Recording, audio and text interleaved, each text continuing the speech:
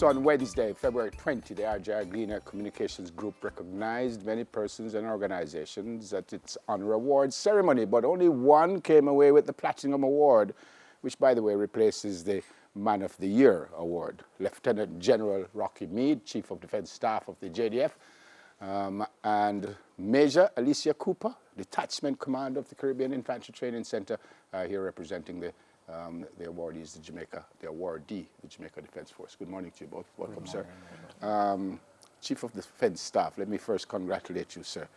I asked before we came on, did you expect anything like this when you entered the Army? Not at all. Yeah? Except that, as a Wolmerian, whatever I do it well. So. I'm a little disappointed there, sir. Congrats. Thank you. Congrats to you both. But this is not because you are the Army why you won this. This is a particular program that you have why you won this award. Could you explain? Yes. It's because of the Jamaica National Service Corps, which is a program to engage youngsters who are not going to university or in a job after they leave high school. It's a part of the government's Hope and Legs programs, Learn, Earn, Give and Save. And we took on the mandate, starting with our own budget, to get this program going. And I was invited initially to come alone, and I asked to have Major Cooper come because it represents the fact that this is a combined effort.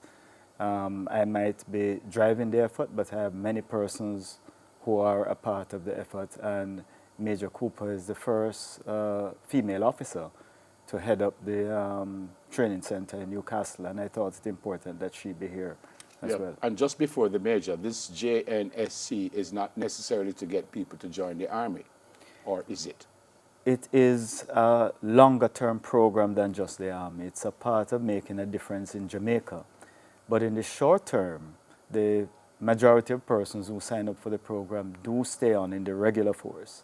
In the long term, it is intended to engage all youngsters. I would love one day to be able to engage all youngsters leaving high school for a year or two, and then they can go into industry and other jobs. Okay. For the moment, they are primarily staying in the JDF. I don't know if it still obtains, but I can remember in some countries, I think Argentina was one, I think Guatemala was one, that there's compulsory service for at least a couple of years. Yes, there are a number of countries. Is that where you want to stay? That's where I'd like to see us going. All youngsters leaving high school should spend a little time with us and learn some of the values that we'd like to teach before they go into either academia or industry. Should they be mandated to do that? I think if we can afford it, they should, yes. Major, your role? Explain your role. Morning again. Good morning. So I'm the detachment commander at the CITC in Newcastle. So I'm in charge of the first phase of training for the JNSC program. So this is where we expose them to various aspects of the JDF, infantry skills, certainly, and just kind of get the indoctrination going. Is it the same training that if I came and said I wanted to be a soldier, is it the same training yes, as the JNSC? Yes, it is the same training that our regular soldiers would have gone through before the JNSC program, yes. How tough is it for them? It's tough. You have to be mentally tough, and we'll get you there as far as the physical toughness is concerned. Yeah.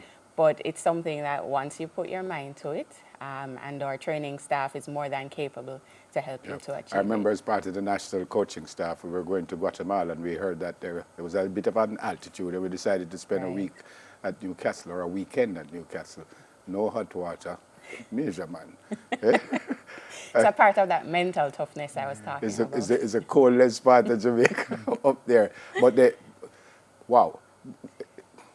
You mentioned the fact that you wanted them in the longer term to do other things if possible. Does that mean that it's not just about Army, or in the training you have schools and they are tutored in different aspects? So in the first phase, they spend all the time in Newcastle or Meade, focus on military skills. But it's a one-year program, and for the other 9 months, they do a variety of things. They do on-the-job training, they do a heart training and get NCT vet certification, and they do community service. You may have seen last week publication of the team doing some work in Denham Town.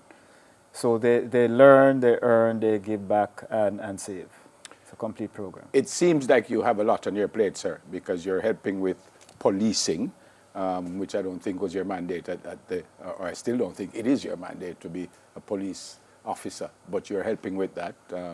Is it tough for you to have all these things going at the same time and to ensure that everything is run as the way you want them to? It's challenging, but we're here to serve the people of Jamaica, and wherever the needs are, we have to help. We have 10 major roles, one of which is to assist with internal security.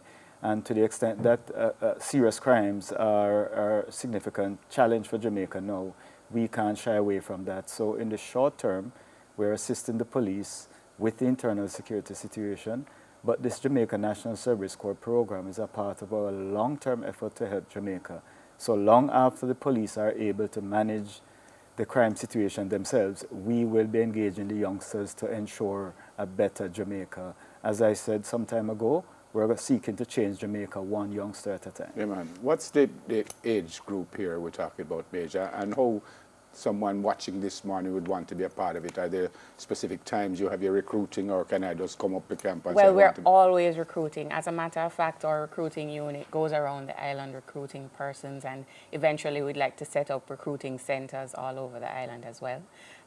With regards to the age group, we accept persons who are 18 years and older up to 23. However, we accept 17-year-olds with the permission of their parents. Okay, I just missed it. 23. You couldn't go to like 25, I'd be there. Actually, if you have a university degree, we do take consideration up to 25, you know, making allowance for the time that would have been spent at university. But I certainly want to take the opportunity to thank all the soldiers, not just those in the National Service Program, because the other soldiers who are out in operations really have to sacrifice and double up, while some of their members are taken out to be instructors of the National Service Corps program. So I want to take the opportunity to thank all the soldiers who have sacrificed to allow us to get this recognition. Yep. Very serious question. We were talking about my age, but I'm being serious now. Why could someone, because I was told a long time ago, you mentioned university, that you could enter as an officer. Yes. So if I'm a little bit older, why couldn't I do that? Yes, you can. That's what I said. No, If you said up to 25. Right. So I could be older than that and still want to enter. Absolutely. We have what we call professional entry officers. So, for example, someone goes and spends 10 years learning to be a doctor, and we want that skill set, we will take that person in on that special program. Yes. Okay. Great to see you both. Yes. Congrats Thank you very again, much. sir. Thanks again. And good luck. All right. So with us, as we said, the Lieutenant General Rocky Meade and Major Alicia Cooper, Lieutenant General Chief of Defense Staff at the JDF, and Major Alicia Cooper, Detachment Commander at the Caribbean Infantry Training Center. You said Caribbean, which means we serve everyone. It's not just Jamaica? Absolutely. Oh, brilliant. Absolutely brilliant. Congrats again. Pep is here. Are you ready? Well, let's find out after the break. Soon come.